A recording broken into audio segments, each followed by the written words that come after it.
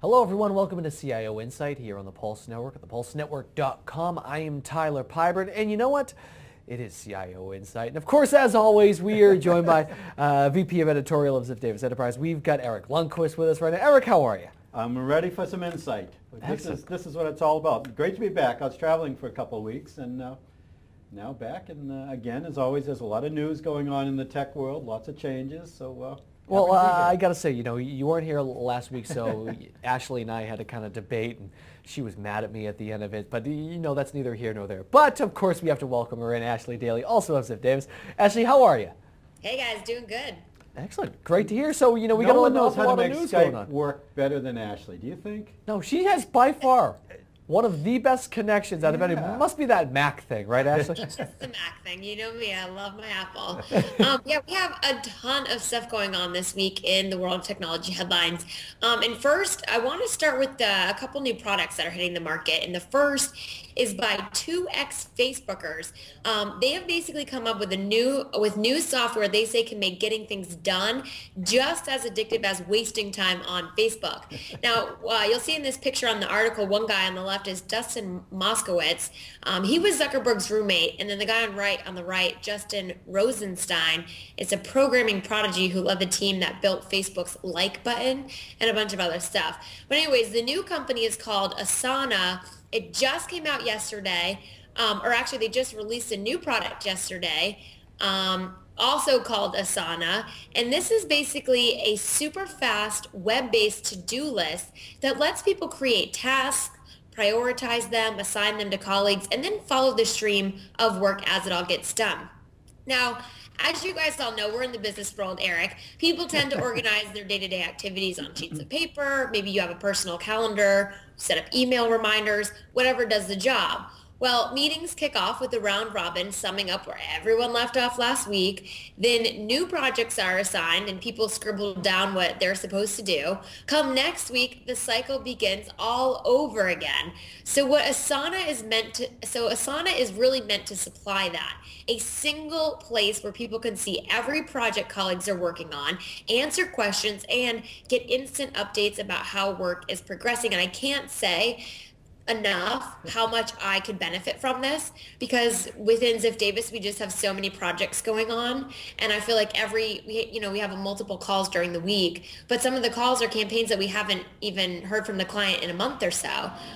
So I think this is perfect. It really is. Despite the fact that the two founders look like they were just caught smashing pumpkins on Halloween on their mugshot, these types of products really are needed. Some way to share group information, and as you said, Ashley, so many meetings start off with, hey, when did we get together last time? What happened? By the time you sort of get up to speed again, the whole thing's over. So some way for dispersed groups to stay in touch. It's really interesting that they're from Facebook, because that is like the greatest corporate time waster on earth. But this, the ability to share information, I like the idea that they're trying to get into the business world and look at it's like project management, but it's more just staying up to speed. Groups are dispersed all over the place. How do you stay up to speed with each other? Absolutely. Now, Eric, some fun stuff for you guys being up there in Boston.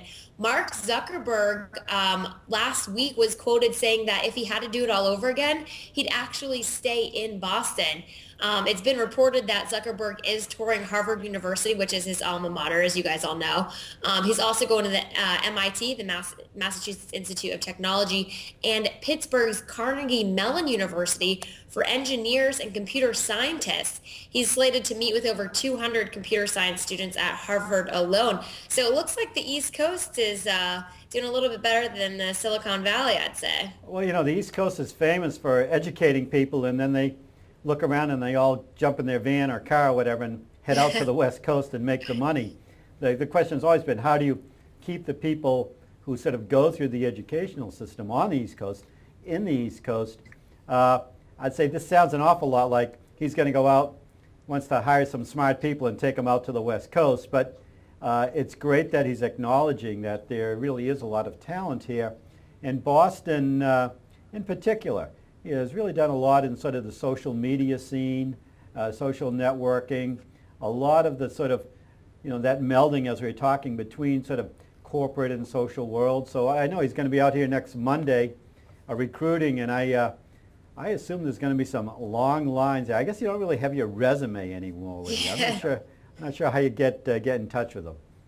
Send him your Facebook profile. That's it. Yeah. Make sure he already knows all your stuff anyways. There's no privacy. Yeah, well, they do have an office in New York City and a couple other ones, I think, spread out. So he'll definitely have, they definitely do have some presence here on the East Coast, but I think you're right. I think he'll be taking them back to the West Coast. But also revealed on Tuesday, Hewlett-Packard has started a new industry program called Moonshot. Under the new program, HP, along with partners from AMD, ARM, Calixta, and Canonical, I guess that's how it's something like that. Yeah. And then Red Hat will develop technologies for ultra-low power data centers.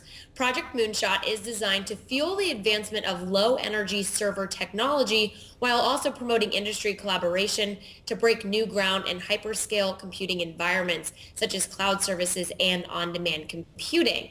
HP's Project Moonshot combines with HP converged infrastructure technology to allow the sharing of resources, including storage, network management, power, and cooling across thousands of servers. Now, that may sound like a little bit of a commercial there for HP, but Eric, how important are having low cost and low energy servers is it today? Well, it's huge because these server farms have become enormous.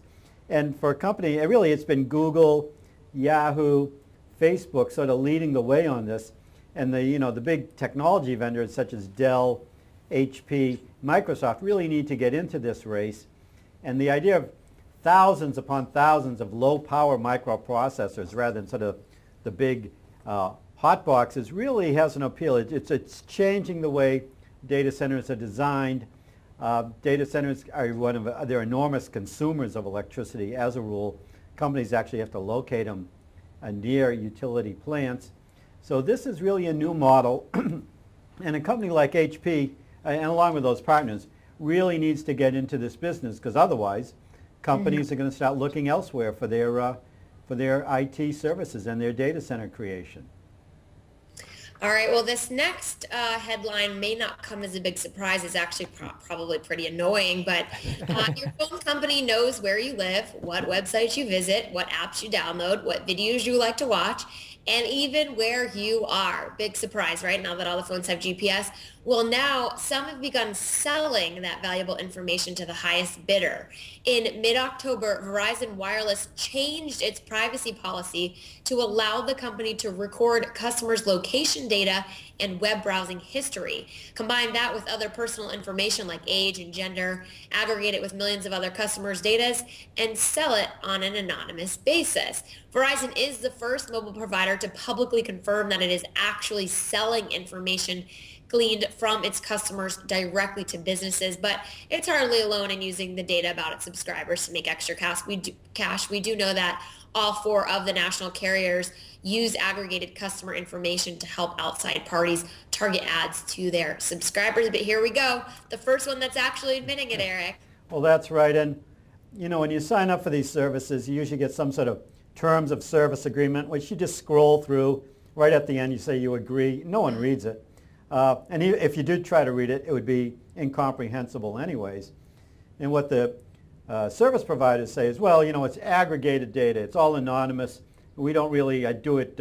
We don't say, here's Tyler's browsing history and here's Ashley's browsing history. But there are companies that sit in the middle between the suppliers, service provider, and the anonymous data who can figure it out. And they start to be able to say, okay, we know that based on this type of browsing activity from all these sources, we can start to zero it in on who it is. So this idea of, don't worry about it, it's all anonymous, it's all aggregated, it really is something you should worry about if you are worried about privacy, because you are what you do digitally. Without a doubt, people can track you all the way through your day-to-day existence. And it's really something that I don't think even the government hasn't really tried to wrestle with at this point. How do you maintain your anonymity in this sort of world where you've given it all up? And if you ever start to wonder why all the ads you're seeing seem really targeted, they know your shoe size, they know the color you like, they know what's on sale, it's because they know a lot about you. That's funny. And like I mentioned before, it's pretty annoying. But we're gonna go ahead and switch gears here a little bit on CIO Insight today because there's a ton of security headlines making news this week. The first one, this one's pretty interesting. So as we all know, DEF CON 2011, basically the conference for hackers was held in August in Las Vegas. Now, the conference at the conference they hold a number of challenges for hackers, basically to test their skills and of course vulnerabilities at companies worldwide. Well, in the social engineering capture the flag contest, 14 companies were targeted in 5 industries. We got retail, airlines, food service, technology, and mobile services. Now, some of the biggest companies, including Apple, IBM, and AT&T, were very easily tricked into giving up potentially sensitive information. So what did this whole contest entail? Well, contestants had to obtain certain types of information or flags from various companies during just a 25-minute time period. There were more than 60 flags representing non-sensitive data, but still information about the company's inner workings, such as the names of food service providers in the company cafeteria, antivirus programs deployed, and the browser version being used. None of the 14 companies succeeded in keeping the information away from the hackers. Of the firms tested, AT&T received the highest overall score and Oracle received the lowest. However, in a real-world situation, both companies would have failed the social engineering penetration test for giving up any information in the first place. So this is a big deal, Eric. Well, it is, and people forget, they think of hacking as, this computer whiz kid who figures out passwords and manages to get into the network. That's part of it. Social network, you just start dialing the phone, or sometimes you walk in with a pizza delivery box and all of a sudden you're just walking around all the hallways. You can call, say you're from IT and you're updating this. There's lots of ways to do it. And because companies are so big and so dispersed that people don't really recognize anymore the voice of the senior IT person or the voice of the person from the cafeteria. Right. So it's a much more wide open spot than it is. I thought this was one of the more clever contests, and I'm just glad they didn't call me. I would have flunked. Well, another headline that's making news this week in the security realm is that a lot of other high-profile companies are failing to take even basic security measures, kind of building on the last story. Symantec is reporting that the recent Nitro attacks that targeted U.S. chemical and defense industries didn't even use new technology or a new vector for spreading malware. All that happened is that a hacker took advantage of poor training and security practices in companies and agencies that should know better. The cyber attacker used an off-the-shelf Trojan called Poison Ivy to extract intellectual property, and apparently it was like taking candy from a baby. Now, Eric, this is something we talk about over and over and over and over again here on CIO Insight. It really comes down to training your employees not to click on emails from outside people from outside the company, or emails that look fishy. And apparently, no one got the memo there. Yeah, well, it can be hard to take candy from a baby, I've decided. We're going to retire that metaphor. But, there's very little actually employee training when someone starts at a company. I don't know, you learn how to, use the key card or something like that. But no one ever really sits down and says, here's our rules about what you can do with email. You can open these attachments, can't open these other ones. Now, Symantec's in the business of selling security software. They'd like to automate all that. But sometimes it really is just common sense, being very visible about it, and really reminding employees time and time again, don't click on this, don't click on that. It's very hard to say, don't click on this when you get the email from the corporate president and say, here's my special message for Tyler from the CEO of the company. Yeah. You're going to click on it. So it's not quite as, there's basic practices, but it just requires a lot more sort of sensibility in terms of how companies go about training employees.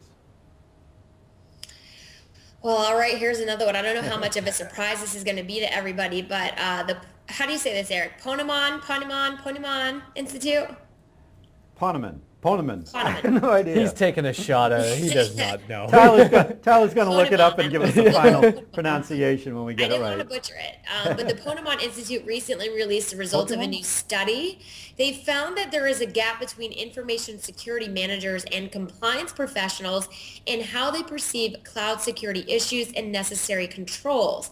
Now, the study polled over 1,000 professionals in the areas of IT, information security, compliance, and privacy, and found that there was some disagreement over who was responsible for defining, implementing, and enforcing cloud security requirements for the organization. You can, of course, see all of the statistics on the report on eWeek.com. But Eric, I mean, is this a surprise, and who is really responsible for cloud security? Well, I think it sort of reflects the story that we just talked about, in that the security tends to be, there's physical security, and then there's ways of developing security for systems.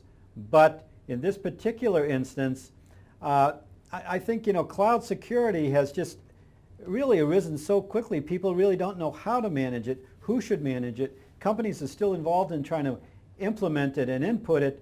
And unfortunately, like a lot of security issues, security is going to be addressed after the fact rather than before the fact. It shouldn't be.